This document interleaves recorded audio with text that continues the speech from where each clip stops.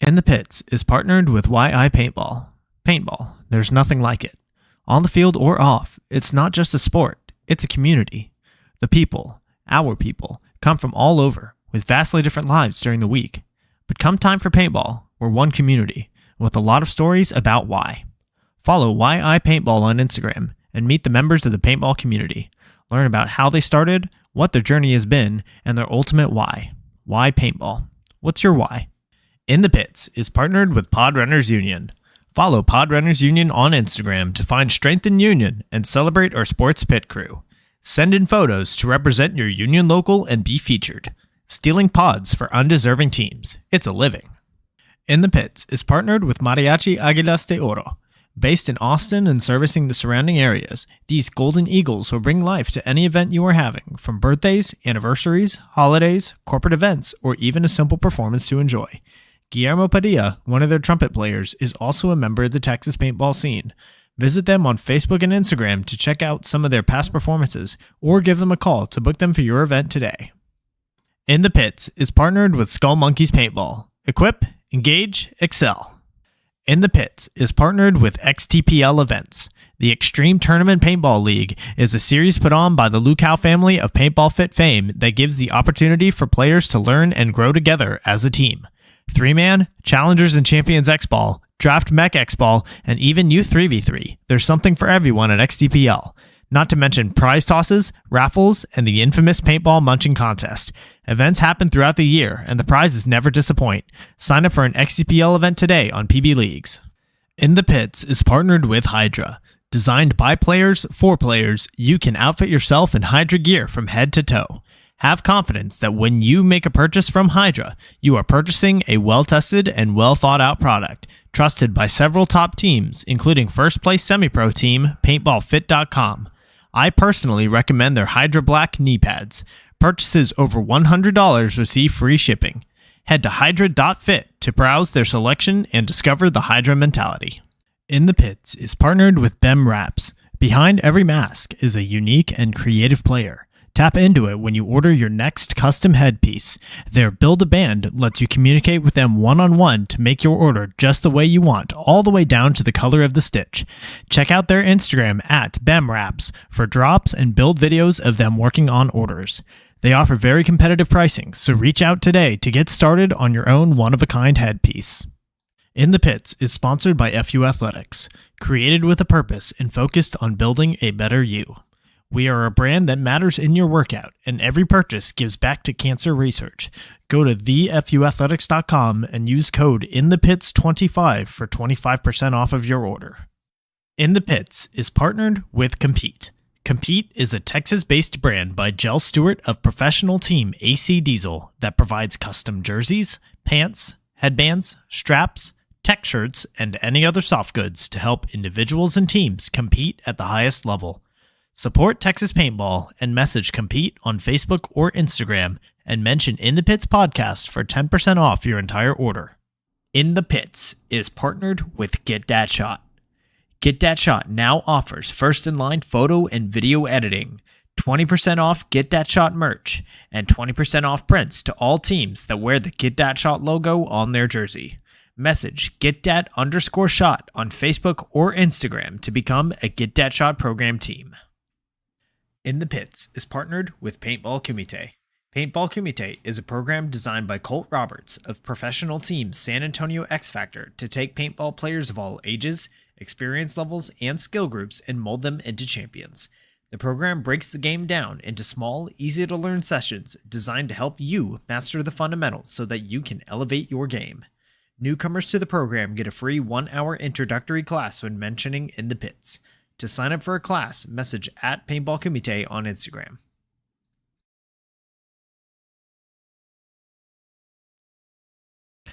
Welcome everyone to episode 70 of In the Pits Paintball Podcast. This podcast is focused on everything that has to do with the paintball scene here in Texas, from professional players and teams to new divisional programs, local tournament series, field owners, Texas-based brands, even photographers and videographers.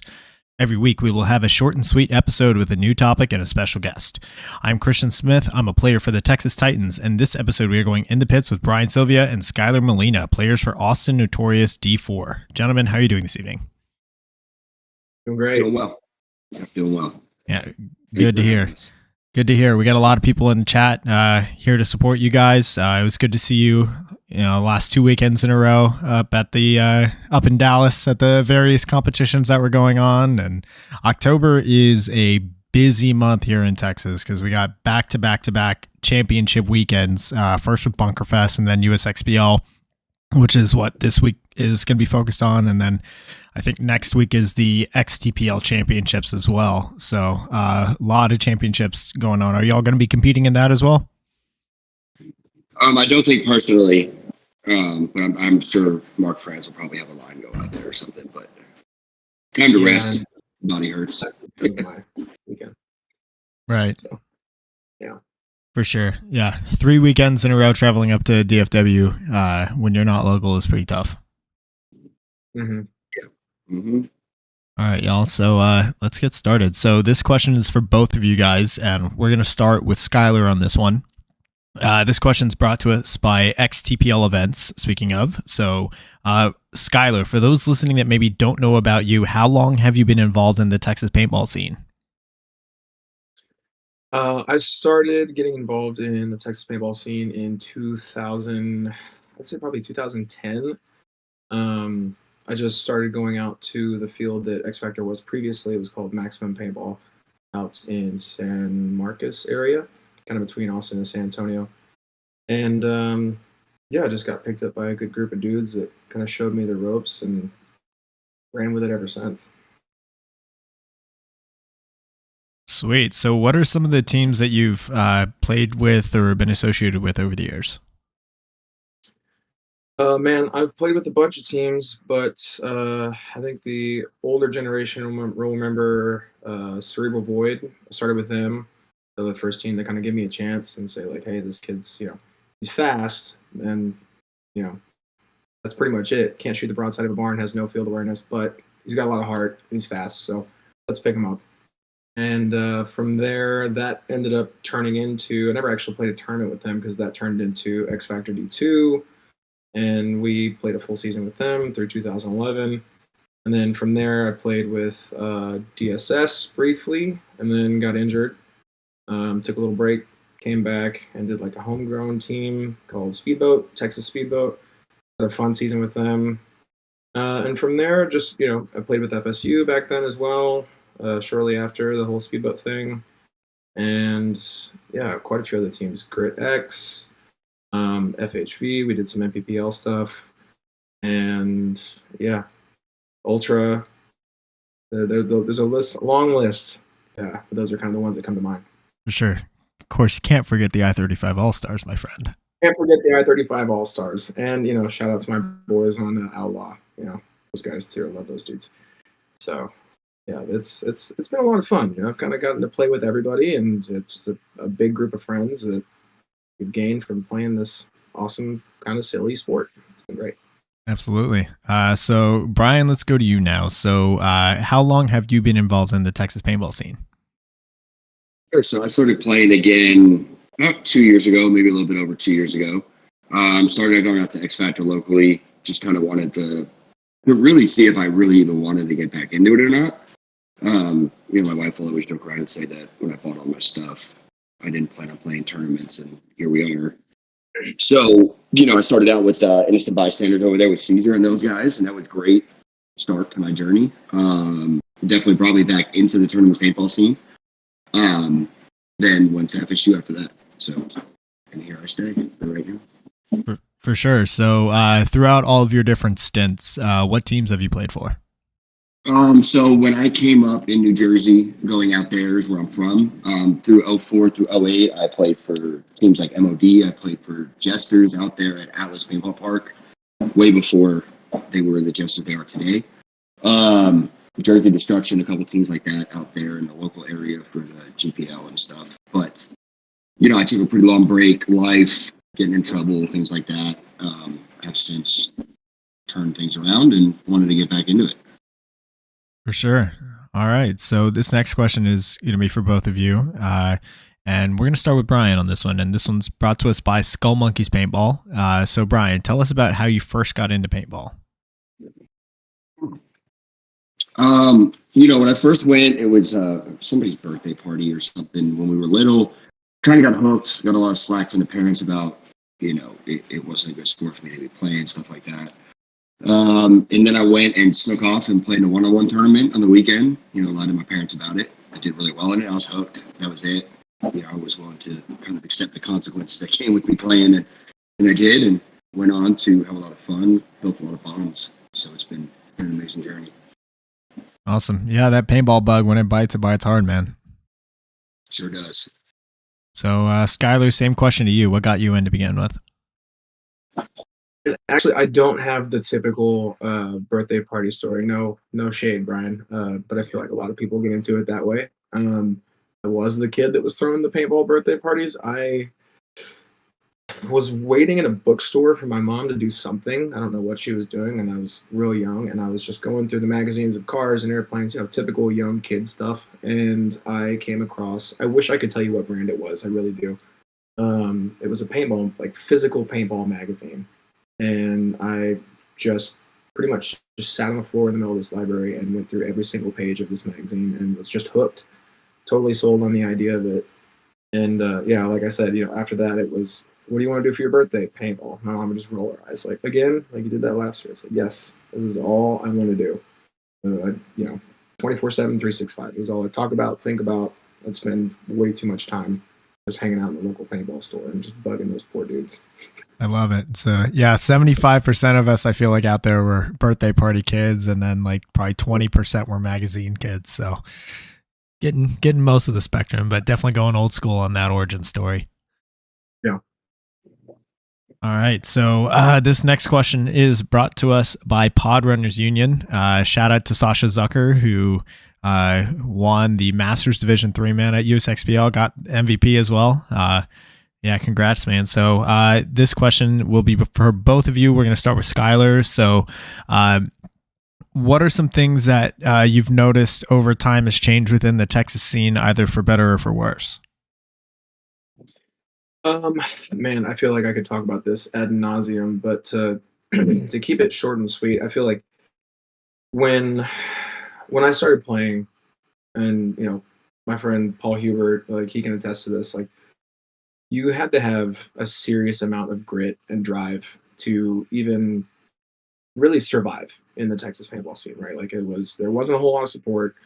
There was zero coaching, right? Like your level of coaching that you got was you got to go out to the local field, and if you were lucky, the guys that were way better than you, whatever division they might have been, were playing, and they would just absolutely destroy you, right? And if you were observant enough, you could learn a few things and maybe use a trick or two against them next time.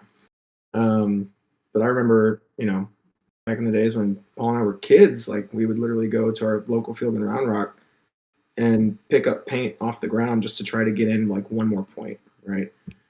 You don't see a lot of that anymore. I don't know if that's a good thing or a bad thing, but yeah, I think there was just a lot more grit. There was a lot more. It was rough, right? And it created some really stellar paintball players.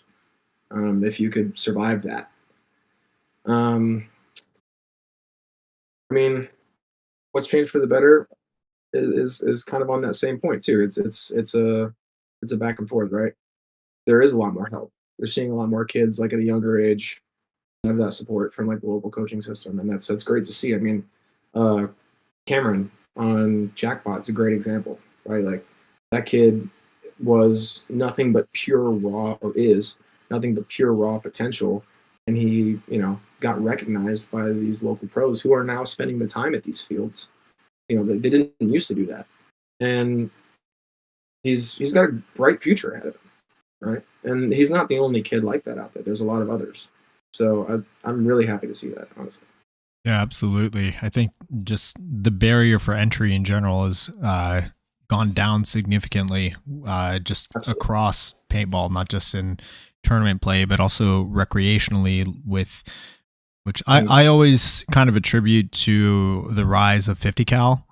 I think that's been a huge thing, 50 cal, and then the release of the EMEC, which that kind of replacing rental fleets everywhere, suddenly like, hey, you have a marker that isn't heavy as hell. you have a marker that can actually shoot straight. And then 50 cal, it's like, hey, you're experiencing it at like still all of the fun, but like maybe a quarter of the pain. So all Right. of those things. Right. Yeah. Yeah, it's crazy how many more people have come in like since 50 cal and the EMEC have come out, and I think both of those things single-handedly have been responsible for this huge resurgence and growth that we've seen in the past couple of years. Absolutely. I think that pro paintball is going to go through like almost like a bit of a second genesis because of that, right? It's a delayed gratification, but I think you hit the nail on the head.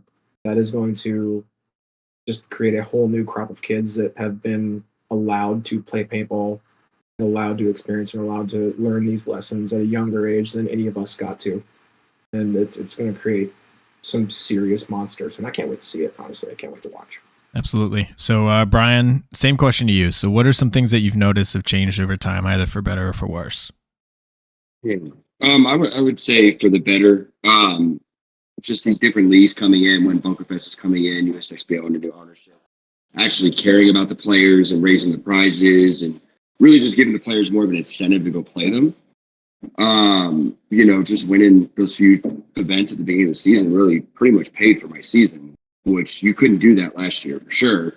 And in reality, the prize packages they have right now are pretty foreign to paintball as a whole, and I hope they stick with that. And I think they'll attract new untapped crowd of people wanting to come play tournament paintball, which will in turn grow the sport.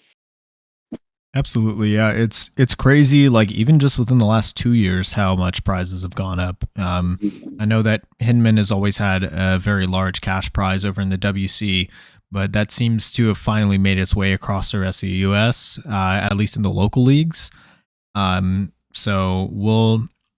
think what we're seeing right now is that there's kind of a renewed focus on the local versus the national scene as far as the divisional teams go. Like obviously semi-pro and pro are always going to be nationally focused, but like from division 2, but especially division 3 and down, there's a huge, at least what feels like locally, that feels like there's a huge like growth and focus on the local versus like, hey, we're sending the best like division 4, the best division 3 team to the national league, because there's not a whole lot of that anymore. I don't know if that's because, or at least like there's not a whole lot of cases of that annually. Like you'll still have teams like Tribe in D4 that are going to go run the table in D4, but there's not so much of that anymore. And I don't know if that's because of how the NXL has changed like their point system, and the lower divisions only have to play like 2 or 3 events across the entire season versus the whole thing. So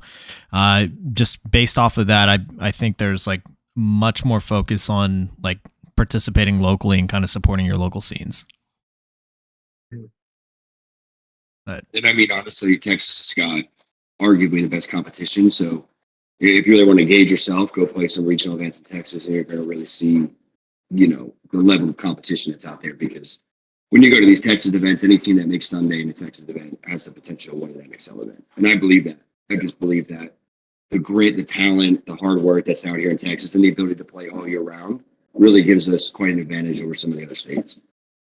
100%. And I saw that firsthand this year in Bunkerfest, and no disrespect to these guys, but there was, I believe it was in the second event of the year, there was a team called Team Nitro coming out of Georgia that competed in Division 3. And in their local series, which I believe they competed in MVPS, I'm not positive on that, but they were regularly getting like 3rd place, 2nd place, 1st place finishes in Division 3 over there. And then they come to Bunkerfest to play Texas teams. They got 4-0'd every match in prelims. And it's crazy how like much more difficult it is to compete in Texas than to compete on like anywhere else. Even like playing NXLs is I feel like is a lot easier than like playing a Bunkerfest or a USXPL event. Yeah. Yeah. I mean, I think the attraction is in the cost as well. I mean, regional events are always going to be cheaper than the national ones, and you get an opportunity to go play against quote unquote better teams or harder teams. And I think with Texas, it comes down to the discipline that these players are taught early on in Division 5 and Division 4, where, zone control, what to do here, what to do there. Back when I was playing up in New Jersey until I got some of the higher divisions, you weren't taught that. You were taught to go shoot them first. And, I think Texas has a much better program with that in mind for the discipline. So it's been a huge asset to my play game is learning the discipline from the Texas team. So I'm grateful for that. Christian, I think you can probably attest to this. Like, I feel like playing local leagues, 5, 6+ years ago was almost, you were making a compromise by doing that. It was like, we're not going to spend as much money and we're going to get to play more paintball, but we're going to have to sacrifice in quality of, X, Y, Z, primarily quality of competition. Right. And, just like you're talking about with this Georgia team, right? Like, obviously the competition wasn't, tough enough for them to actually grow. I feel like we were going through a similar thing until these leagues really picked it up. And I got to say, like, I played a lot of tournaments, but, this year, that regardless of the scores, there were no easy tournaments, right? Like, it was a hard fought tournament every single event, which, speaks to the quality of the competition here. 100%. I think, I don't know. There's definitely a lot of things that go into that. Part of it is just it feels like there's more professional players that are getting involved with their local scenes and their local teams. There's also like kind of the rise where I remember a couple of years ago, like there was really just Fit that was on the map, or Dallas teams on the map as far as dominating local scenes. And then Houston kind of stayed to themselves. They didn't really do the main series of USXBL because they had the GCS. But now if you think about like the different regions of Texas that have strong teams, you've got like the Valley has made leaps and bounds in the last 3 years. You've got, Balls Out just won the series in Bunkerfest in D4. Also, Texas Demolition has come out of that. In San Antonio, you've got the Texas Titans that kind of came out of nowhere 3 years ago. Well, yeah, going on 3 years now, and have very suddenly like had a really strong like Division 5, Division 4, Division 3. Like they're all like very consistent team there. In Austin, you've got Notorious, and then like the Hypnotic Camp as well is they're a team that you have to respect at events. Over in Houston, you've got a couple of teams like Houston Zone's done really well this year. You've got Outlaw Anodizing, TKO, some great teams there, and then even new regions that we haven't traditionally seen have kind of put themselves on the map this year, like with the El Paso teams, the Donut Shop Mafia. Like those guys are really solid ballers, and just seeing it go from like 1 or 2 regions to like 8 really good cities, all like you can't disrespect anybody. Like Lubbock, like you think of Lubbock, like Elite's done really well this year as well. You got guys from New Mexico coming. Obviously, Dallas has been great always. So it's gone from 1 or 2 cities to 8 that you have to respect. Yeah. It's been cool to watch. There's no like, oh, it's those guys, especially, the guys from the Valley. That's been super cool, right? Like, shout out to boy Victor, right? Like from down there with Texas Demolition. Like, love those dudes. He's really kind of like grown that camp into something that, didn't they just played D1 like this year, right? In Chicago, I believe. Like, you'd say a team from the Valley 6 years ago, 7 years ago, just gonna be like, okay, yeah, they're gonna play what, their local league, their local 3-man league, like good for them. Yeah, and they burst onto the scene, and I think in their first semi-pro event, they knocked off the Casey, Missouri All-Stars. So, yeah, a lot of talent coming out of a lot of different places. Yay, Texas. For sure. So this next question is just for Skylar. So Skylar, this isn't your first stint with FSU. So your first stint was actually 10 years ago, back in 2013. And so between then and now, you've played for several other teams, just to name a few: Ultra, Barline, the T-Rexes, Grit X, Victoria. So what was it that brought you back to FSU? Primarily the relationships, I've known Mark Sr. and Mark Jr. for, I mean, since Marky was a kid, and I've had good experiences with them. We played tournaments, and it was a lot of the past reasons why I left. I honestly don't even remember. It wasn't anything like huge. There was no fallouts. It was just real life probably. But yeah, it was I wanted to come back and be in the same camp as like Marky and Renee, and B White was still around. And Brian and I had known each other from playing at X Factor against each other when he was with the IB guys. And I'd seen him be really the only serious guy on that squad. And so I had a lot of respect for him. No disrespect to the IB guys, but Brian had that drive and it was pretty apparent. And Mark Sr. called me at the beginning of the year and just needed a body for XTPL, right, Brian? I believe it was XTPL. Yeah. And I wasn't playing with anybody else, so I was like, yeah, I love paintball. Let's go play. Why not? Got to play alongside Marky again, which was a great experience. And we did okay. We didn't win, but I just kind of was like, okay, that was what it was. It was just another tournament. Time to go back to real life. And then Brian sends me a message on Facebook 3 weeks before Bunker Fest, like, hey, we really need a body. And at first I was, I just moved back home. I was a little apprehensive. I was like, I don't know. I'm kind of not really playing a lot of paintball right now. It's not my main focus, but you know what? Give me a day to think about it. And, I couldn't come up with a good enough reason to not do it. So I was like, yeah, let's do it. Sounds like fun. And then we won. And I remember the tournament being over. We actually played in the finals against my old team for a bunch of my best friends on Austin Ultra at night. That's a whole story in itself. But I remember Brian just came up to me and he was like, so, you want to play the next Bunker Fest? I was just like, I mean, I guess, man. Yeah, thanks for the trophy. Let's keep going. And here we are at the end of the season. It's been a year.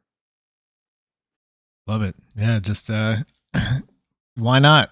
I love it. And you just kind of rolled the dice there and let the opportunities present themselves and then take advantage of it. So much of opportunities in paintball is just kind of being open for the moment and willing to say yes.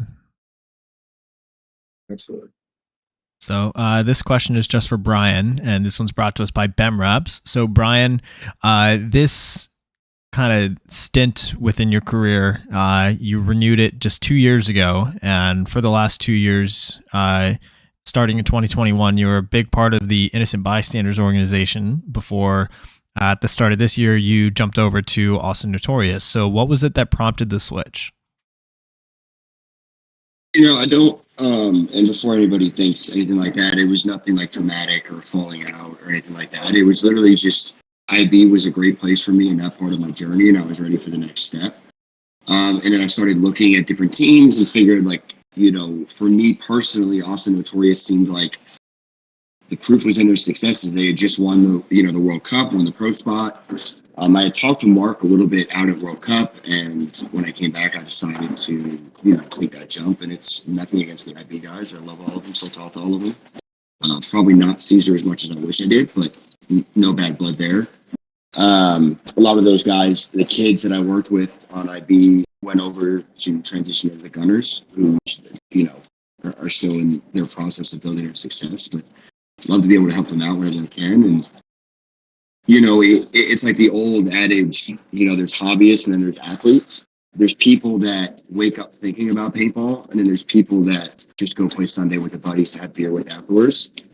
And I felt like I was in that group, and I wanted to become part of the athletic group and see where I could take this, because I didn't know where my ceiling was, and I'm older now. The body doesn't necessarily agree as much anymore. And it's been an amazing journey. I mean, we came together, the guys that we picked for the Austin Notorious D4 line really meshed very, very well together. So, I would say, it's just been amazing coming over there. I mean, obviously there's the character Mark Franz, love him to death, but, it's just been a comical journey to say the least. Yeah, we'll leave it at that with Fran Senior. Much love to France.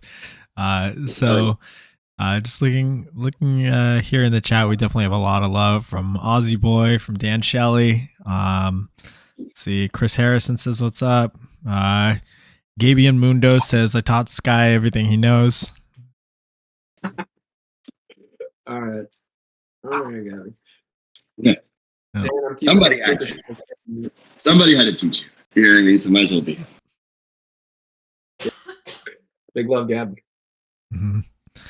Yep. So this next question is either of you guys can answer this one. It's brought to us by Mariachi Aguilas de Oro. So the new Austin Notorious D4 line seemed to immediately fire on all cylinders, and you guys at the start of the year took 4 wins in a row at Bunkerfest, USXBL, and the NXL, all in D4 X Ball.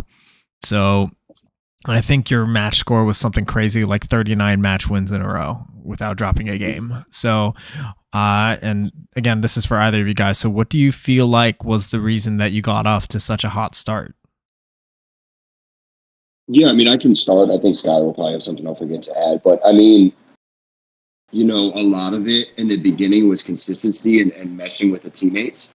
You know, in the beginning, before the first Bunker Fest, like I wanted to go into it taking it seriously, and Skylar was at that point just guest playing with us. And I mean, we just had some really hard practices. And I mean, honestly, going into Bunker Fest, I was concerned on the first one. I wasn't sure we were going to make it at the prelims. And that's just the honest truth. And that was not for lack of talent, just more for lack of time to build that relationship with your teammates, because that is so important in a winning team. And man, it just seemed like, you know, from the first practice, like everybody just got along. It was like there was 1 and 2 relationships and the 2s and 3s working together. It seemed like guys have been doing that for years. Everything just fit right. You know, and everybody was ready to set that bar for Division 4. Everybody was willing to try to work and raise the bar, and we did that. And you know, it's been a wild season. So, Skylar, I don't know what else you have to add to that, but those are kind of the trust and the gelling for sure. I mean, yeah. I mean, I think you kind of hit the nail on the head, but I'm going to be flat, just brutally honest with you. Anybody who says this isn't true after they win an event is a liar. There was a big element of luck, right? I mean, it doesn't matter how hard you practice or how hard you work. Like sometimes you show up to the tournament and it's just not your day, right? We experienced that a couple times this year, but we got really lucky, and I think it was kind of a stars align moment where we had a really talented group of dudes. We were challenged at the right moments in the tournament, and we overcame that, and we had a lot of momentum going into, you know, top 4 and, you know, into the finals and stuff like that. Once we started trusting each other, like after the prelims, honestly, the prelims of that whole tournament are just a blur to me. I don't really remember a whole lot of it, but I do remember vividly, you know, going into the knockout rounds. Because that was when it was like, okay, this is working. People are listening. You know, we've kind of established like, hey, I know me, but like you need to trust me, and here's the proof. And everybody stepped up, right? Like, you know, I can't say that anybody of that tournament had like the tournament of their life, right? Like obviously I think Gio got the MVP of that one, right? And he deserved it. Like he killed it in the finals, and you know, without him, we probably would have been walking away with silver. Which again would have been fine, but what I'm trying to make is like Brandon stepped up, you know, Chris had good events, you know, or good points. Brian had good points, like, you know, myself, everybody stepped up, and it just kind of clicked, right? And it's a rare and beautiful thing.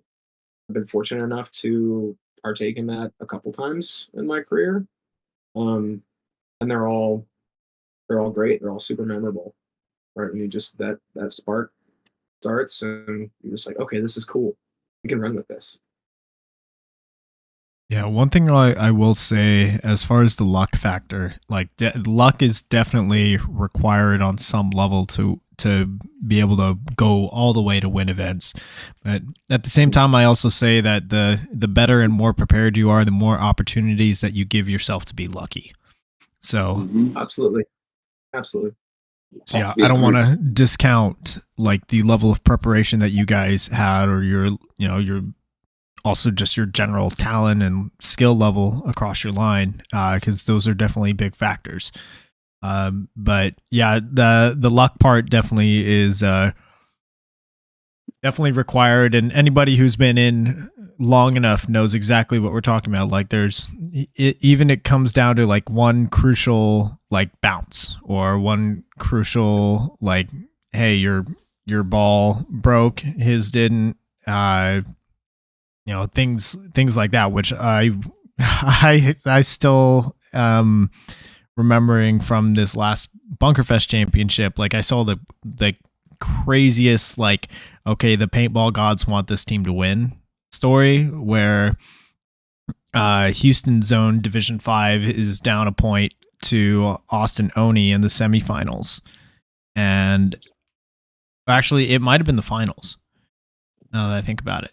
But they're down a point with like less than a minute left. The first point took 7 minutes, and Austin Oni ended up winning it, or whoever was in the finals. And it was Oni in the semifinals. But anyway, there's less than a minute left, and Houston Zone has to go attack and try to tie it up. And a bunch of chaos happens. It gets down to a 2-on-2. Their Houston Zone's Dorito player comes down the tape, gets bounced like dead center of his chest when he's at the 50, and the player in front of him's like at the Dorito one. So it's a pretty close distance, like 25, 30 feet. Bounced dead center of his chest. And then he comes out, snaps that guy out, kills the guy across field, runs and hits the buzzer with 1 second left to tie it and go into overtime, and then they win that point. Like sometimes it just it comes down to stuff like that, which is it's insane. Like, and you feel for the guy on the other team because he did everything correctly. He hit a shot, but just it takes a little bit more than that. Those are the moments that we play paintball for. Sure, he's riding a nice little high cloud right now, telling all his buddies about that moment and stuff like that. He's going to be telling everybody. That's why we play. 100%. So this next question is for Brian, and it's brought to us by Paintball Kumite. So Brian, you're often referred to as the captain of this line, and correct me if I'm wrong on that, but what are all your responsibilities or your contributions to the line as the captain? I kind of try to be the buffer between, Franz and everybody on the line, kind of sit down with Franz and talk about the concerns of the team or what we need to be successful. And Mark has done a very good job in providing that. He's provided us a lot of quality practices, and, I've gotten with him and scheduling on that kind of stuff. Secondarily, probably the organization at the events, making sure our team is prepared and we have everything we need from, micros to pods to water to, all those kind of things. And we've kind of turned the reins of that over to Ms. Ann, who's done, this team would not be as successful as it is without Ms. Ann, for sure. She takes a lot of that stress off everybody at the event, so we can really just focus on paintball. But, I would say really just to be like that overlooker, to kind of put the right pieces on the board at the right time, and, try to look at the people for their assets and what they can add to the value of the team as a whole. And picking those pieces are difficult. A lot of personality goes into those choices, a lot of skill sets, things like that. Kind of just like the behind the scenes work. I try to make it as easy for the guys as I can, as far as just being able to focus on just the paintball and produce, wins and victories. But, a lot of the guys help out. I've leaned on Skylar a lot as, what we call him as the co-captain. His experience has been invaluable. And really, like all the guys, Skylar's kind of hit the nail on the head before. Like, it just goes back into the mesh, and like all the guys have stepped up at the right time and helping with those responsibilities as well. Because I've gone through some things in my life where I'm not exactly 100% present or available all the time, and guys have picked that slack up, and that's what a team's about. So I've been really happy about that. All right, I'm gonna say, he's being modest. This dude, honestly, a lot of us are super busy, and when it comes down to it, like I gotta say, this guy comes through. Like, we've always had a place to stay, always got snacks, we've always got great pit crew, everything's always taken care of. Like the numbers are crunched. He's being too modest. But all right.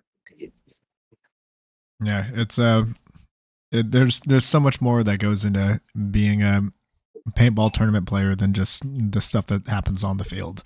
And which a lot of people maybe don't realize what they're getting into whenever they're creating their own teams.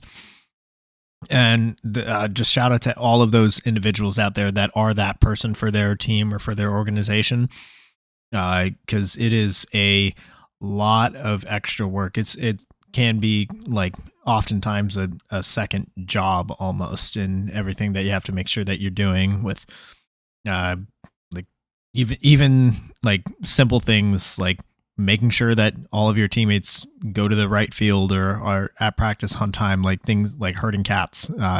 But there's a lot of logistic work, and also like even I love how you mentioned and shouted out Anne. Like the yeah, absolutely. The team behind the team, like the paintball is won and lost in the pits.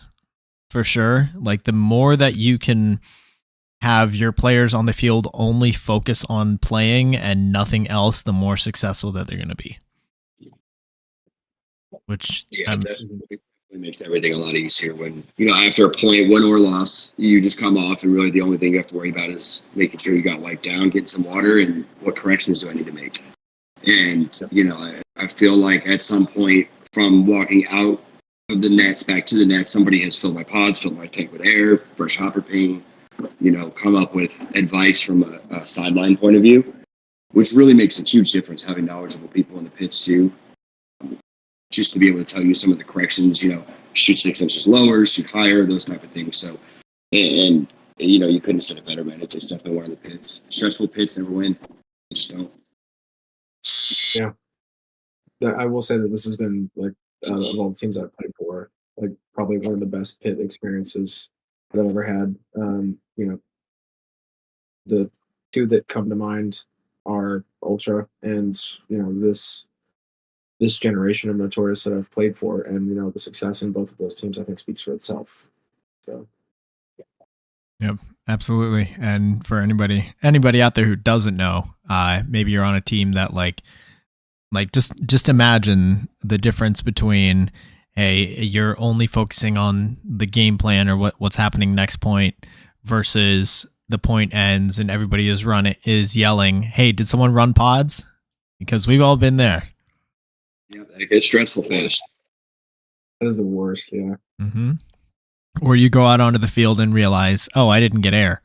Or you're hearing, you're getting called out on an old hit. Things like that, which it can snowball very quickly, not just like the raw, like, oh, you lose bodies because of that, but like the mentality, it can be very tough to come back from things like that. So shout out to all of the pit crew and pod runners out there that all do it for us and not even like get to enjoy watching or being a player on the field, because it is a very crucial job that allows so many of us to be successful in the field. Yeah, guys, thank your pit crew. Buy them lunch. Yeah, like we've all done it. It's no fun. Like, take care of them. For sure. This next question is for Skylar, and it's brought to us by YI Paintball. So Skylar, you're probably the most experienced player on your line. You've played with couple of upper divisional teams like Grit X and X Factor D2. So how have you used your experience to help your team and your teammates grow? I mean, to try to distill that answer, honestly, I just try to pass down the lessons that have been taught to me over the years. I know I said earlier that you kind of had to fight for every morsel of information that you could get, but eventually people did take me under their wing and start showing me the ropes and really kind of leading the way, because you don't know what you don't know. But I mean, I wouldn't be half the player that I am today without the lessons from the people that came before me. I mean, short list, like Mikey Villarreal, Benjamin Davis, Colt Roberts, Michael Kovar, Jesse, like, the list goes on. And I really just try to like pass down these little nuggets of gold that I can remember um, to anybody who needs them, right? Like I really saw, I'll use Chris as an example. I really saw just an incredible amount of potential, raw potential in him as a player this year. And, he plays the snake side, and I've always been not always, but I've always loved the snake side. And it's been my favorite place to be. And just, no matter what, it's like everybody can be like, hey, good job, Chris. In practice, you shot 3 people. I'll pull them aside and be like, okay, like, yes, you shot 3 people, and that's great. But like, let's back this up a little bit. When you went here, you did this XYZ when you should have done ABC, right? Or like, you're obviously panicking here. And like, here's how we calm down. Here's why we calm down. That really just kind of is what comes to mind. Yep. So much of the game is mentality. Like even the difference between like Division 4 and Division 3, like in terms of like individual mechanics, isn't all that much. But the difference between Division 4 and Division 3 in mentality and teamwork and communication it can be massive, especially from like the lower end of Division 4 to like the mid to high tier Division 3. And just having that mental game and that mental growth there that's like the biggest part of getting better. Yeah, and it's really just understanding that even though you might be really amped up and you might be really, your adrenaline's flowing, you're excited, you're nervous, all these things, you need to recognize, hey, I got to take a deep breath. I got to check on my teammates, right? I have to ask good questions. I have to check in on them. Hey, what are you doing right now, right? And that's something that we've preached all year long.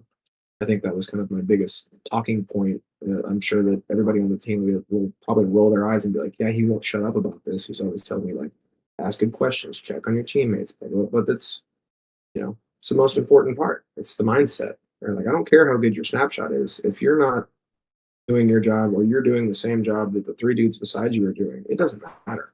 Because that dude's going to come and shoot you in the back. For sure. I think Skylar's being a little modest there as well. I think one of the things Skylar has done for myself and a lot of the other teammates has kind of held us up to that standard that we have set for ourselves. It was a foreign thing for me to win points and come off and get down on the pitch for doing something wrong. But it was, what needed to happen. I would say he was a huge contributor to forcing us to play like a team. He's usually the first one that recognizes, like, hey, we're not clicking. What do we need to fix? And that level of experience and having been down that road is especially detrimental to people like Chris and like Hitchcock. Those guys that play a similar position to what Skylar does he's been a huge, knowledge bank for them, I'm sure, and myself as well. It's always nice when you look over and it's like, okay, I got Skylar and Gio and the Snake, and it's like it's a comforting feeling knowing that it makes it that much easier to trust your teammates. When it's like, oh, we're 4-5, but it's fine. I've got Brandon or Tyler Kidd on the Doritos; they'll be fine. And like that level of trust, it comes from almost force feeding it to us at some point from Skylar. We did all the different scrimmages against the different teams we've done that, and on paper they look like they went really well, and then I got Skylar yelling in my ear about missing the guy off the break or something like that. But that's what's necessary to that championship caliber team. Is there's so much that comes from the players, and especially the experienced players like Skylar, that where people really look at him in tough situations for that person to kind of find some confidence in. When we're down, it's somebody I look over at and say, okay, look, we can do this. And that's the level of, teammate that Skylar is. For me, I can't speak on everybody else, but just from what I've seen is, he's definitely the guy I look to when we're down 3-0 in the finals to zone at the second Bunker Fest. And he's like, hey, bro, like, wake the fuck up. Let's go do this. And I was able to contribute in those situations due to teammates like Skylar. So don't let him sell himself short there. I appreciate that. I really do, man. But I will say, like, I want to kind of point out that like you can be the best coach in the world. It doesn't matter, right? Or you can just be the coach. Doesn't matter. Um, but if you don't have dudes that are willing to listen and dudes that are willing to take constructive criticism, then it doesn't matter, right? It's irrelevant. It's a non-starter.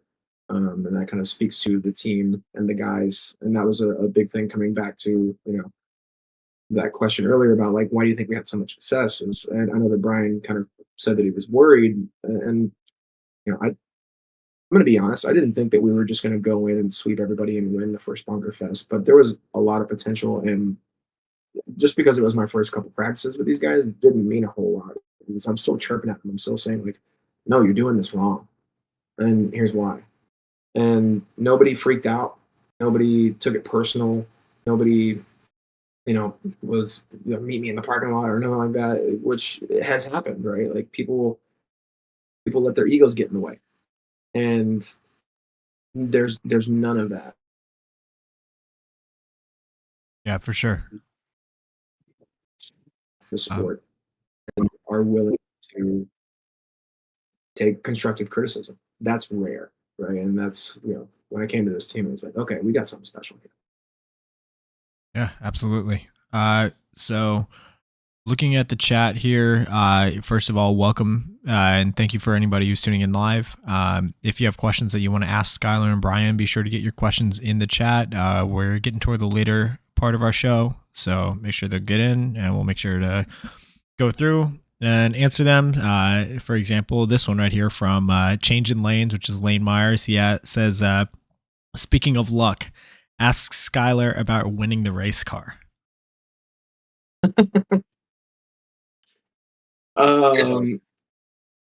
Yeah. So I won a race car. It was 2020. Yeah. And I had a motorcycle at the time, and I was, maybe, a couple drinks in, and I was scrolling through Instagram, and I saw one of those targeted ads from this company called Tuner Cult, which you guys aren't familiar with that name. It's kind of like 80/80. They do raffles for, you buy stuff, you get X amount of raffle tickets. I wasn't really paying attention to that. I didn't even know what car was up on the raffle. It was just, hey, I really like that hoodie. It's getting a little cold. I'd love a hoodie to have to ride my motorcycle with. And I get a phone call like 2 or 3 weeks later. And this number had been calling me, and I don't usually answer numbers that I don't know. So I kept ignoring it, and they weren't leaving the voicemail. So I was like, yeah, it must be spam. And I finally answered to like give this dude a piece of my mind and be like, who are you? Like, why are you calling me? Stop it. And the first thing I say is like, hey, are you, Skylar? And I'm like, yes. Well, you won the giveaway. I was like, oh, the giveaway, huh? Yeah, sure. What giveaway? The Tuna Cult giveaway that you entered, right? This is your information. This is your address. You bought this hoodie, correct? And I'm like, oh, okay, wait, this is real. Like, yeah. And I bought one hoodie from them, and it came with a 2010 Evo that was fully built and 30 grand in cash. And it was one of the wildest experiences of my life. Flew out to California, picked the car up with my little brother Seal, and we drove it back, made a road trip out of it. It was amazing. It was one of the weirdest, again, things that has ever happened to me. And yes, I have bought lotto tickets since, and I've won nothing. So I love it. Make me feel like I need to answer all those numbers I don't know on my phone now. yeah, well, I don't know. Or buy more hoodies. Yeah, right. Buy more hoodies. Yeah. There it is. All right. I can't tell you the number. I think that came up to me after that and was like, dude, I thought that was fake. Like, I went as soon as I saw that you won, and I bought a bunch of stuff. It's like, okay, man. Like, Play down. Yeah, I love it. it looks like the ads are working, dude. Definitely. Yeah. So this next question is for both of you guys. It's brought to us by FU Athletics. Go to thefuathletics.com and use code inthepits25 for 25% off of your order. So we're going to start with Brian on this one. So throughout your entire career, do you have a single favorite moment? Ooh, that's a good one. I would probably refer more to my newer career stint since being in Texas, I would say, as a team success, I would say probably the first Bunker Fest. Just as you talk to myself and going in there, and Bunker Fest was made out to be this huge, bar to go win and set. So the fact that we're able to do that on 2 or 3 practices and really not, we were struggling with calls with each other. So, just to be able to go out and do that was something special. And on an individual level, I would say probably my one-on-one win against Zone in the finals when we were down 3-0. I would say that's probably one of the cooler moments in my career for sure. And no shade on Zone there. I love those guys. And, it was just my day that day and one of theirs, but it was their day at USXBL and not ours. So that's what happens when 2 good teams meet, and it can go either way. For sure. And I definitely can't blame you for referring to Texas as being your favorite. Yeah, it's New Jersey was cool, but that was back in the day. That was like everybody was shooting 05 Timmies and the 05 Ego. It just came out, and the game has grown and changed a lot. But when I came back in, there was definitely a big adjustment period. Even having played MPBL and PSPs and stuff like that, it's just a totally different game now. God, back when I played, they didn't even shoot crossfield lanes because there was a big old X in the middle. Everybody, it was all heads up, and it's nice to see the sport growing like that. For sure. Skylar, same question to you. Do you have a single favorite moment in your career so far? Honestly, man, it's a tie. My season with Ultra was full of ups and downs as well, where I feel like that's typical of any long, productive season with the team. And just fighting tooth and nail with them, and then finally getting to hoist that series title trophy for the NXL was a moment that I will absolutely never forget. Getting to shout out my late coach on the stage with everybody, with dudes who also, were under his tutelage, and it was special. It was really special. And it is, I'm not gonna say that I like to compare them, but I'd say another really special moment was also the second Bunker Fest, when Brian won his one-on-one. What he gracefully decided to omit was that right before that, I was in the Snake, and Zone's Snake player. He's one of the sneakiest guys I've ever played a heads up with. He just makes you forget about him. He's got a special Jedi mind thing and trick power, and I totally lost him, and it was a 2-on-1.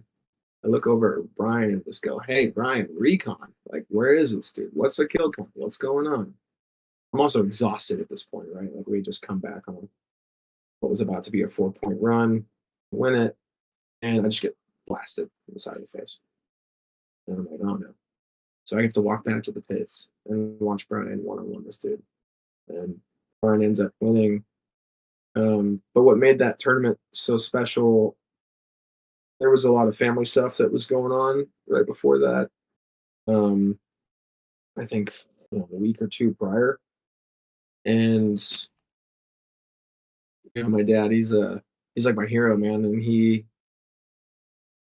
kind of just was like, "Hey, I just need you to focus. I need you to, you've committed to doing this. You need to go to this tournament. You need to go play." And my sister was in a real bad accident, and there was just a lot of things up in the air. But to go through that whole tournament and just kind of be pushing everything down, all the emotions, the thing you want to think about, and just focus on the tournament, and then to win it, and just have all that stuff just erupt. I don't think I've ever felt a greater weight pulled off my shoulders. I'm not too proud to say that I just absolutely collapsed and broke down and cried like a baby. It was something super special. And, you got to say hey, we went and did this. I respected my dad's wishes. Won it for my sister, for family, for friends. It was amazing. Sure. All right, so this let's look here in the chat, see what else we got. Let's see. Texas Menace says, "Howdy, y'all." He's asking. He says, "Skylar, sing us a song." Maybe later. Love it. Yeah. Jeremy S says IB for life. Nice. Shout out to Jeremy. And then, yep. So, see, our next question is for either of you guys. So we're going to talk about this season now. So obviously you had a hot start, but the season didn't finish the way you guys wanted. And even though you had like commanding leads in both USXBL and Bunkerfest, you ended up finishing second in the series for both. So, and again, either of you can answer this. What do you think could be factors contributing to that? And do you have any advice or words of warning for anyone listening looking to learn from that experience? Yeah, I can chime in real quick. Like I said, I'm sure Skylar has stuff to add too. But, this season was a lot of roller coasters, up, down throughout the season, people with life happening, player fatigue, stuff like that, lack of level of commitment versus the beginning of the season toward the end. I would say there was a good stint where Skylar made a point that we hadn't had a full practice with a full line since Texas NXL. And we were getting ready to go into that Bunker Fest that we really tanked at. And I think that was a huge contributor to it. So I think my best advice is if you make that commitment at the beginning of the season and you really mean it, make sure you stick with it all season. And it's hard, like to win and to be that committed. And we were playing 3 leagues. That's, I was out of town sometimes twice a month for tournaments. And it was good and dandy in the beginning, but there's all the practices in between that are crucial to those successes and those events. And that was probably where we relaxed too much. So I would say, if you make that commitment, just keep working. Don't lose sight of that goal. Don't rest on your laurels and your successes. It definitely dropped the pride and ego. I mean, there was a few times where there were some pride and ego issues in our team, and we had to check those pretty quickly. I would say it sucks. It was a hard pill to swallow coming in second in both series when we were so far. I mean, fuck man, we won. We had 2 first places in the second place, and we still lost the fucking season. Like that is our fault as teammates, and we are going to have to look back at that. And we are faced with a crossroad right now: is do we just accept that and split up, or do we accept that and remake that commitment and continue to work hard next season, which is the route that currently we are going. So. Yeah, I mean, I think Brian really brought that home, but I mean, I don't know if it's a warning as much as it is just an observation, right? And this is something that we talked about at the end of the last tournament, when the dust settled, and it was obvious that we weren't going to win, the series for USXBL, which meant that was the second series that we were losing over the series, or the sequence of like 10 days. It was, people were pretty down, right? Everyone was like, I don't know what happened. And I think that it's really easy to go out there, and being around paintball long enough, you'll see these trends, right? This ebb and flow, these groups of people that come in and they have a lot of raw talent, and maybe they're good friends, they get along, and they have a lot of success for a tournament or 2, or hell, maybe a season. And then something happens, and then just they kind of fade into obscurity. Right? It's the most challenging thing that any athlete can do in any sport is to be consistent. Right? Consistency is that great white whale, like the most evasive thing out there. That's what makes the great teams great. I mean, Dynasty going on the run that they did. I mean, Impact back in the day. I mean, Infamous, you name it, right? I mean, X Factor's had some really. I think that speaks to X Factor, like as a team, is like how consistent they've been. Right? They didn't miss a Sunday for how long? That's super amazing, and arguably more impressive, in my opinion, than just winning a tournament or 2.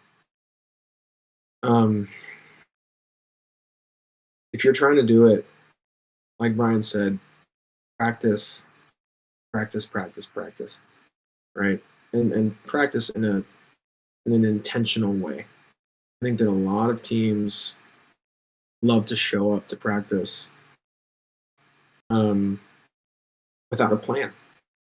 And I think that they love to just kind of say like, well, you know what? I played paintball today, so that makes me better. It's like, yeah, you're right. But the guys that you're playing against are running like organized drills, and they're working out on their off days, and they're watching game film, and they're bonding together and getting to know each other like they're teammates on and off the field. That is just incredibly valuable. So there's a long list of things, of warnings and old wives' tales and things to look out for. But yeah, I think what really got us this year was we just played so much paintball, man, that like real life gets in the way. The season is long. The season is very long, right? It happened to all of us at some point, right? Like I had to go somewhere, Brian had to go somewhere, and I couldn't get together to put the work in. And teams figured us out, because good teams will do that. And like we spoke of earlier, like there's a lot of good teams around here. Like if we were in some local league full of a bunch of teams that maybe weren't as talented, we might have gone undefeated all season. Who knows? We'll never know. It doesn't matter. What matters is we didn't put the work in when we were supposed to, and it's on us. I will say, yeah, we lost, but like, I guess a silver lining that I brought up to the boys after the last tournament was we lost this as a team, and we didn't just roll over and die. We went out there and we beat the crap out of Tribe. And they're a good team. They're a very good team. I've lost to Tribe more than once in my career. I think that says a lot. But it just wasn't enough. So work your ass off, in short. And don't stop. Yeah, I know that some others that I've talked to, and even just some things that I've listened to from like Kobe Bryant's perspective, like he's an absolute, he was an absolute master and like prime example of someone who just did not stop working. And the way, and I'm not gonna remember the exact words, but it was something to the effect of you have to have like an acquired taste for drills, for falling in love with the sound of a paintball hitting a metal plate or a traffic cone, or falling in love with doing your laning drills and seeing paint hit a barrel over and over and over again. And yeah, the paintball season is very long. It's effectively like 9 months out of the year, because you go from mid-March, unless you're in Texas and you're doing stuff during the winter like frostbite, then it's a non-stop season. Like XTPL has an event at least once a month, it feels like. So like that can burn you out. And we've seen it, like players all the time will take breaks, or they'll leave the game entirely for 1 or multiple years and then come back. And I think part of it is just sometimes teams and players, when they make a commitment to a series, or I know in y'all's case, like 3 different series, because you did Bunkerfest, you did USXBL, and then a lot of y'all also went up to Kansas to compete in the series.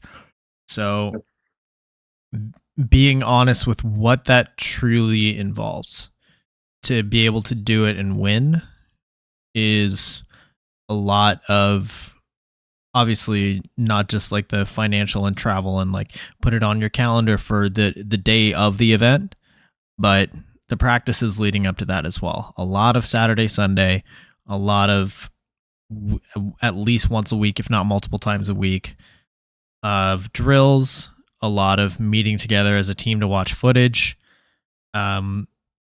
It's a much bigger task than what people might originally think inside their head, which is why winning is so tough.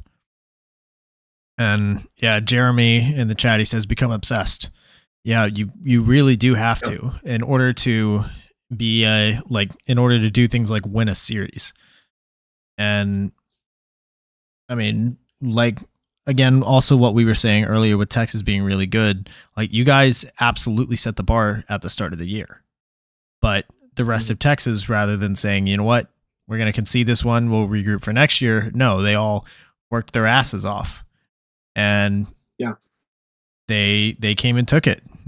So like it's tough because Texas teams do not quit, which makes it all the more special to be a part of, to be completely honest. Absolutely. I mean, iron sharpens iron, man, and you know, I will stand by that till the day I die. When I got to Bunkerfest, I overheard a couple of dudes talking. I wasn't in any of my Notorious gear. It was not obvious that I was, you know, playing for Notorious. They talk about, oh yeah, hey, good to see you, blah blah blah blah, all the normal catch-up stuff. And I overheard them like, yeah, Notorious looks like they've got the season locked up, you know, for the series, but like we're still going to go out there and go for it, right? Like they just refuse to give up. And I think if the, you know, shoe was on the other foot, we'd be saying the exact same thing. In fact, I know we'd be saying the exact same thing, which is why these teams have started to pop up, you know, in the numbers that they have, which is cool. It's really cool. Absolutely. Yeah, let's see. So this next question is for either of you guys, and it's brought to us by Hydra. So one other thing that I do want to touch on is the mid-season coaching change that you guys went through. So you started the year under Coach Tyler Spees, but midway through you had a coaching change and you started to be coached by some of the pro players on the Austin Notorious pro line, like Jared, Marky, and Renee. So you don't have to go into any detail as like the specifics of why the coaching change happened, but could you touch on like what does a midseason coaching change, what effects do they have on a team? Yeah, that's a rough one. So yeah, you know, start out foremost, there were some disagreements, parted ways. Still love Tyler Speed. Still actually talk to him today. Talk to him all the time.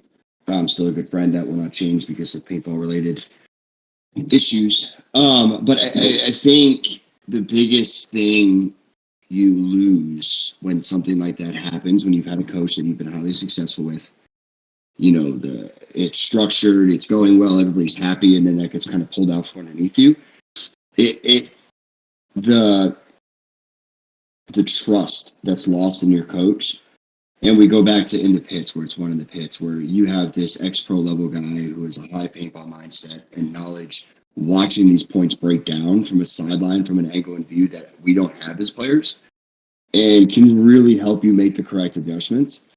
So once you build that trust with someone, it becomes almost second nature. You come out, the guy's like, you know, Tyler would be like, hey, bro, you're shooting too low. Okay, boom, I go out and I hit the shot.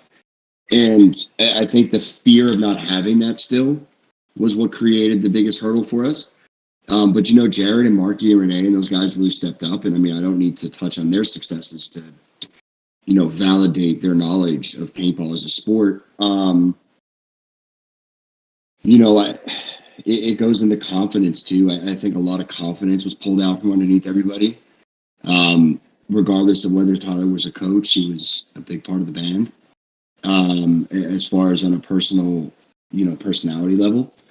So I think having that pulled out a few days before the event was, you know, pretty shitty on how it all unfolded. But, you know, it did, and a coach does not make a team. You know, that lies on us as players to pick up that slack, and we were given ample support by Notorious with Jared, Marky, and Renee, which was fantastic.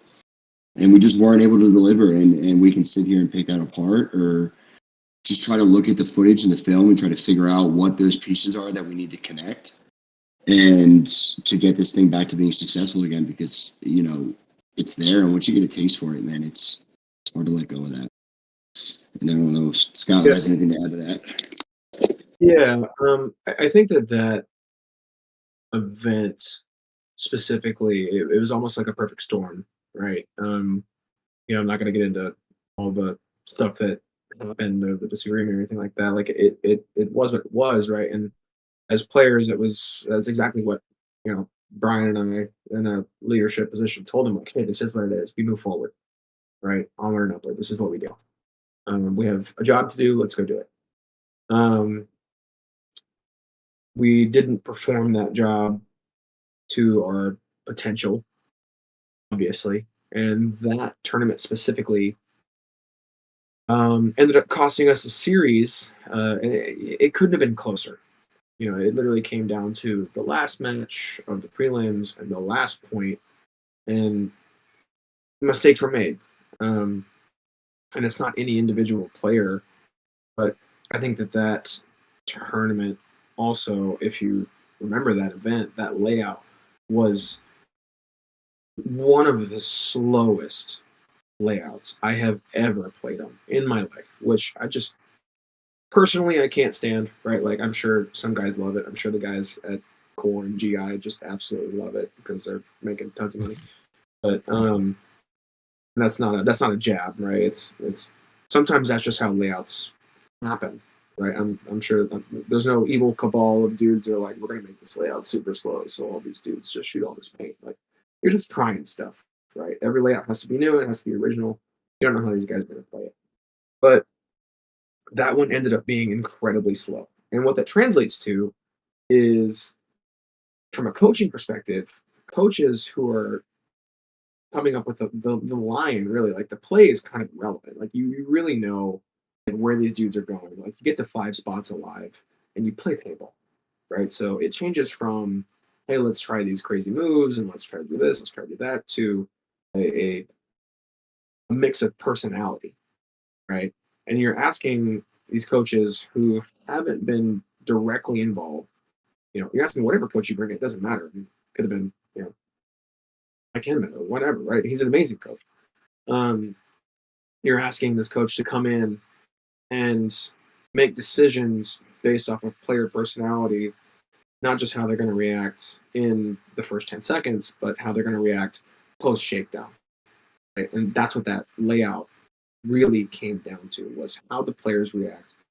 This is their second point, they're down by 1 or up by 1, it doesn't matter.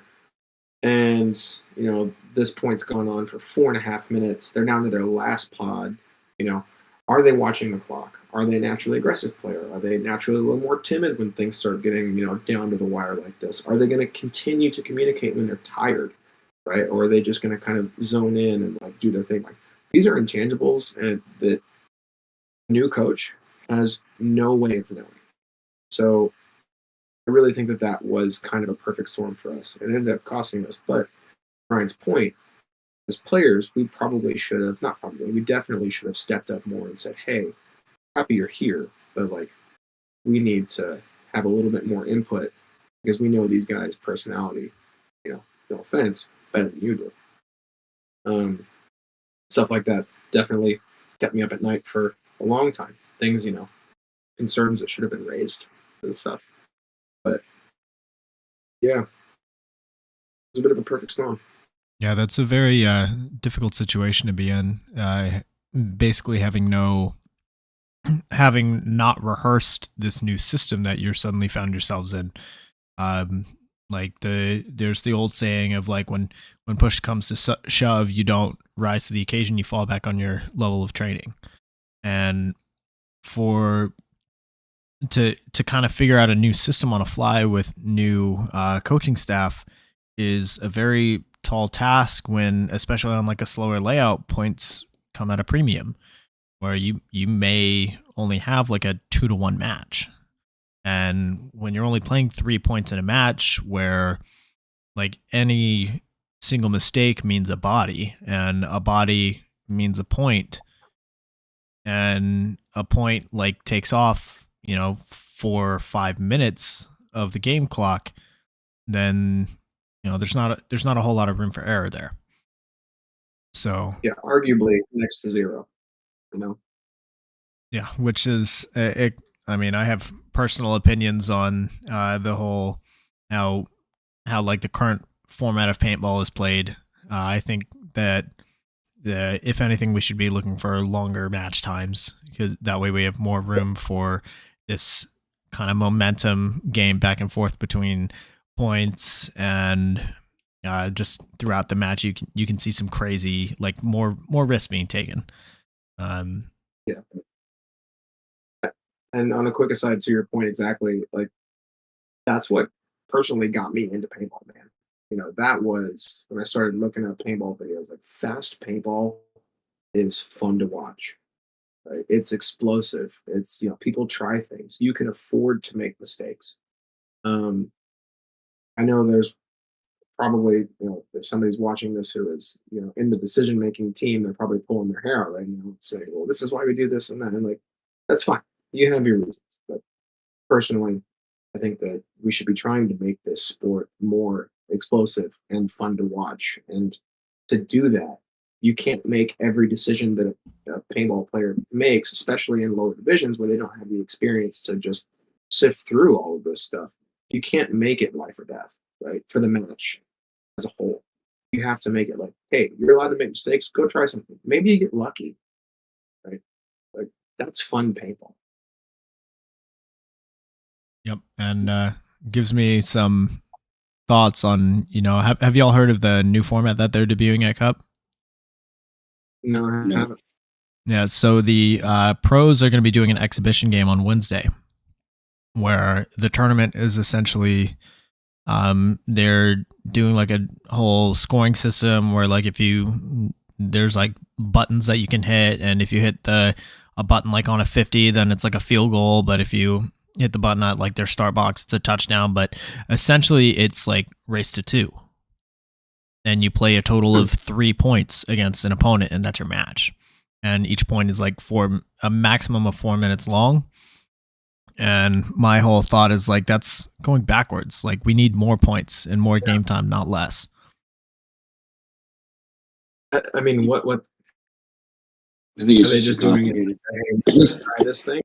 I think they're like kind of experimenting with the format, potentially as like a other thing that they can sell to TV deals or whatever. I don't know exactly what Tom Cole has planned, but I don't know. I think that we need more game time in general. Agreed. Yeah, more game time, more room for mistakes, man. Which Yeah, I think go ahead, Brian. you see some of these games that they come out with. I think, in my opinion, it's just too complicated. Paintball is complicated enough of a sport. It's complicated enough to get 5 guys to get on the same page to go shoot the other people first than it is to worry about different buzzers at different places. But, I think anything that we're trying that with the intention of is to be good for the sport, let them try it. But, I mean, I don't think I would play that format. I don't think I would watch that format. That's the big thing. Well, we will see. We'll see how Wednesday at Cup goes, because I think they are going to stream it on Go Sports. So yeah, Give it the old college try.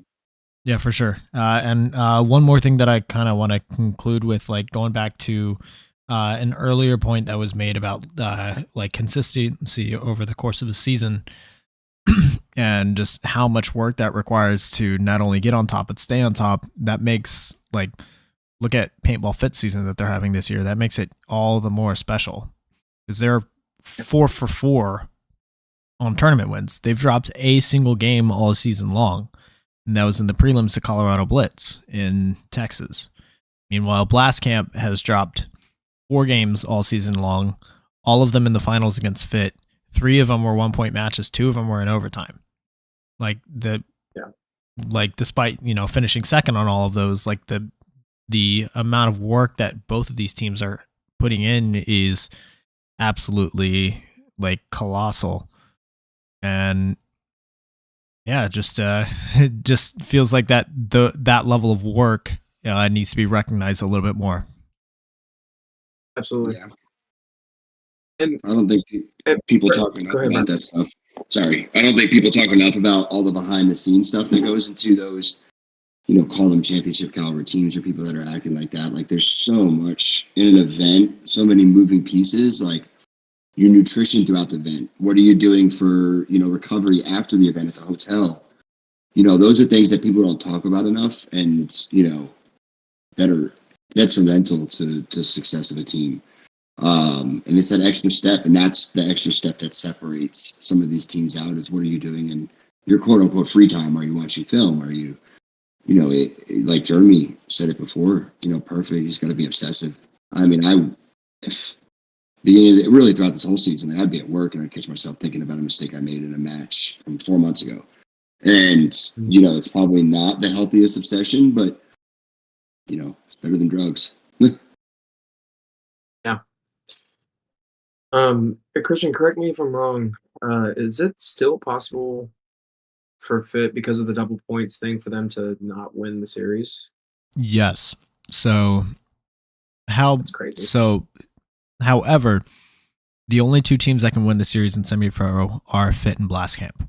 Nobody else is in the running because of the whole how they're doing the quarterfinal buys at World Cup. Mm-hmm. So the top 4 teams throughout the series will get buys into quarterfinals, and they'll play each other in prelims to kind of determine the seeding for quarters. And I released a post, I think, last week, but Fit automatically gets a series if they get 3rd place or higher. Blast Camp has to finish 3 spots ahead of Fit to steal. So technically, Fit can go 2-4 and win the series. They can lose all of their prelim games.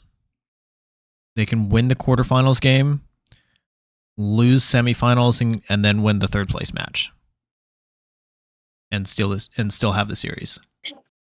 I'm sure there's no place they'd rather have that ball than but in their hands. You know what I mean? At least they have control over that. And, I think the end of our season was pretty rough, but, I wish nothing but the Fit guys the best and hope they're able to.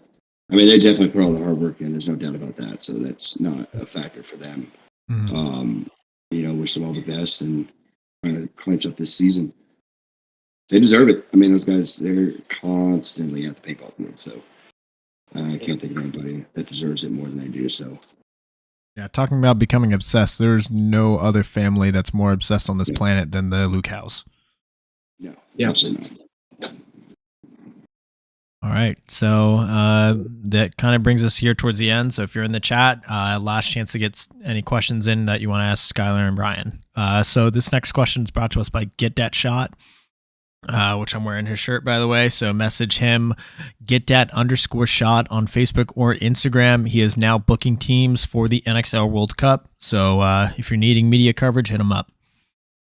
So this question is the one that I ask everybody that comes on the show. It kind of gives me, keeps me in the know about any up and comers or people getting slept on out there that deserve some spotlight. So, for both of you, is there anybody in Texas, either teams, players, brands, or projects that have caught your attention lately? Who do you think deserves more recognition for what they're doing? I got one. Go ahead, Brian. You go first, man. It's okay. I mean, brands, the first thing that definitely comes to mind is the I Hate Paintball guys. Just because, like, they're so funny. And I don't remember, what was it?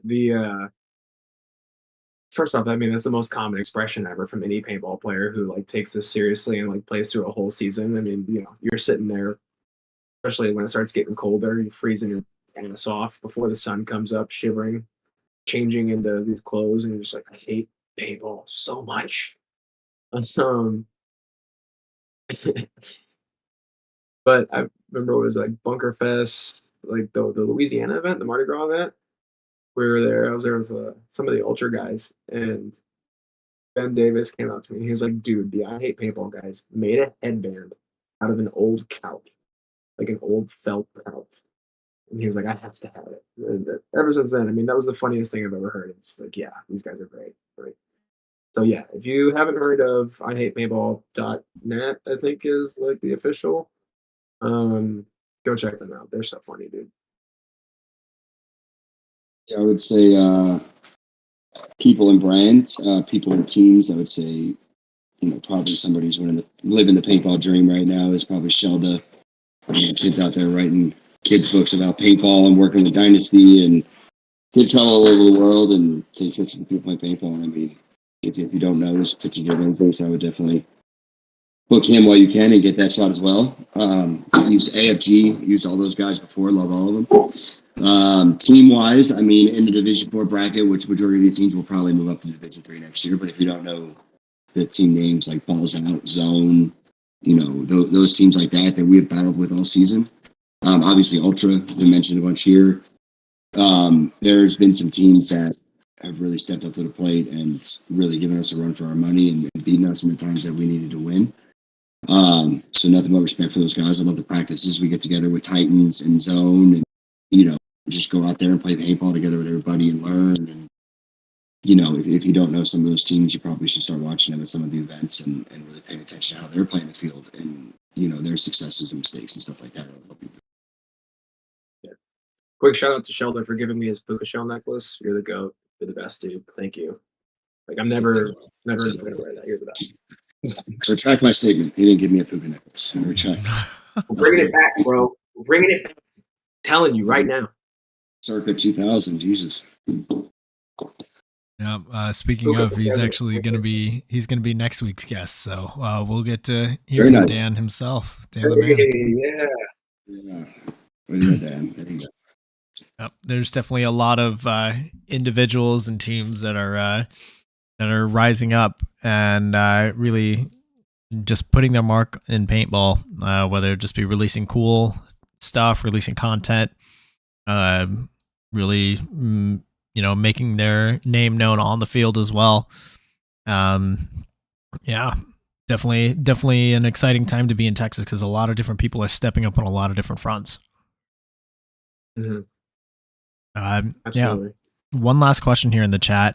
From CJ Helfrich. He asks, would either of you guys ever consider coaching a lower division team?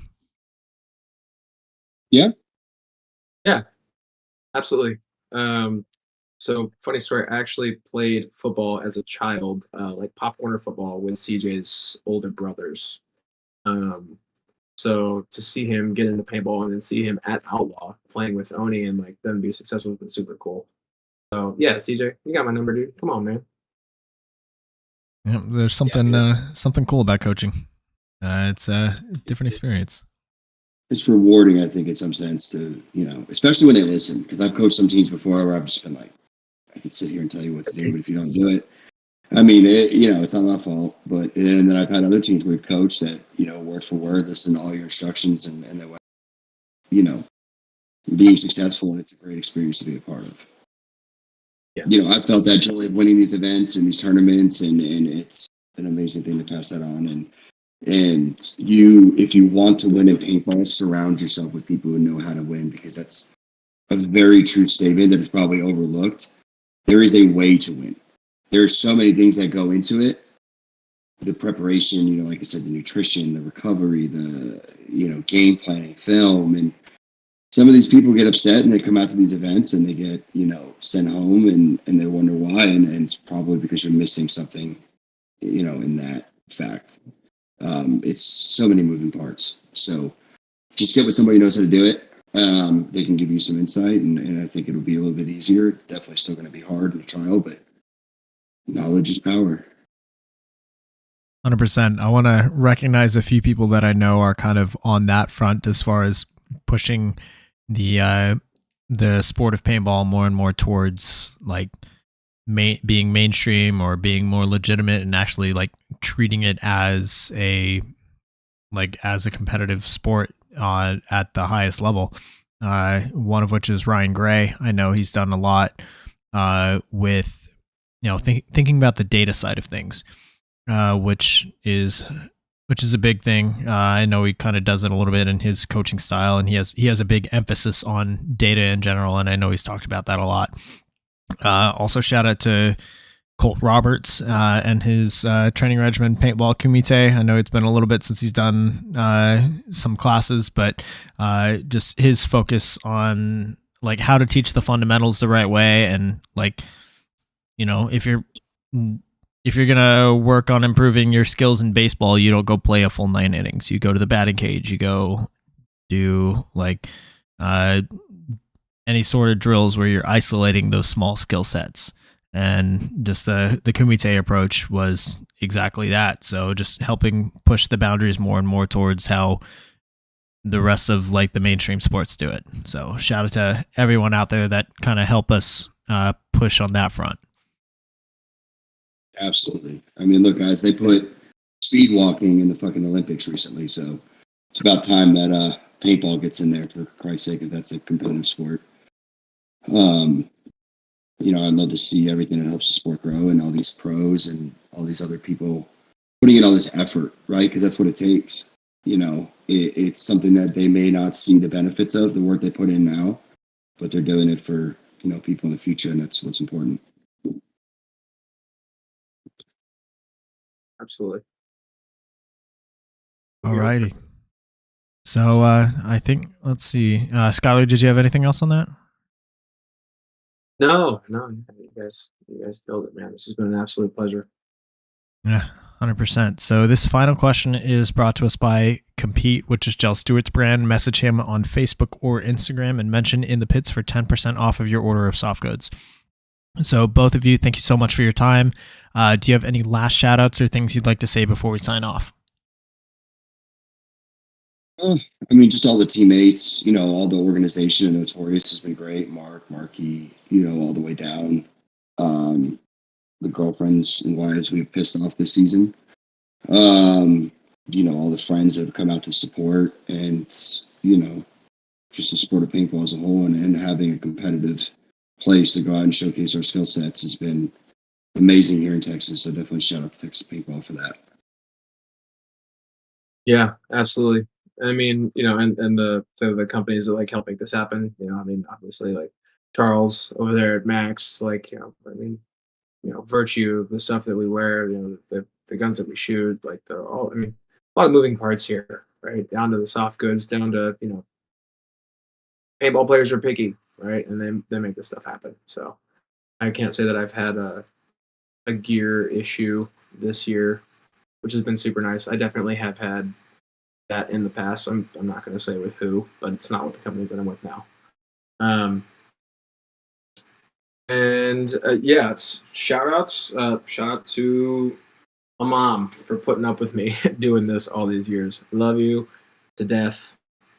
And my family and my friends for just tolerating me being like, sorry, no, can't make your birthday. You got to go to a paintball tournament, and like still tolerating me coming to your house and eating your food. You guys are the best. I love you. Yeah.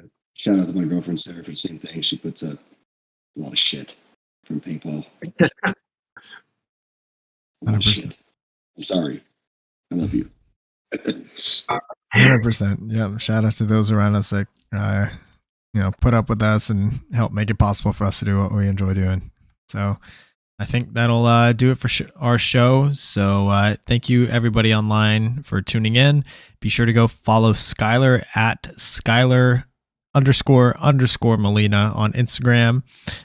Brian doesn't have an Instagram. I know if you look up one, there is one with his name on it, but it has been since hacked, and there's some random teenage girl that looks like she's from like the early 2000s.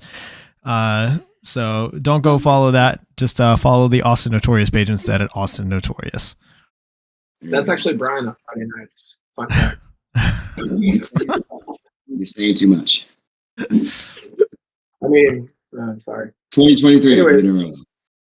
I can totally see it. All right. So what other guests would y'all like to see on the show? Be sure to leave a comment down below. While you're at it, hit that subscribe button. The show goes live weekly here on youtube.com/@inthepitspaintballpodcast. And recordings are posted to YouTube, Amazon, Apple Podcasts, and Spotify the next day. I want to give a shout out to my partner and sponsor to your subscribers on Patreon, FV Athletics, Get That Shot, Paintball Kumite, Compete, Bem Raps, Skull Monkeys Paintball, Hydra, XTPL Events, YI Paintball, Mariachi Águilas de Oro, and Pod Runners Union.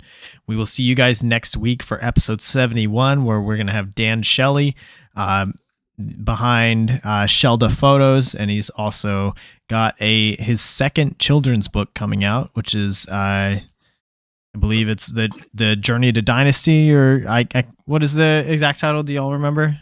Or Dragon's Journey to Dynasty, I believe is what it is. Yeah, yes, that's it. I should know this. I just saw him. Yep. So author of that, and then author of the book The Lost Orb.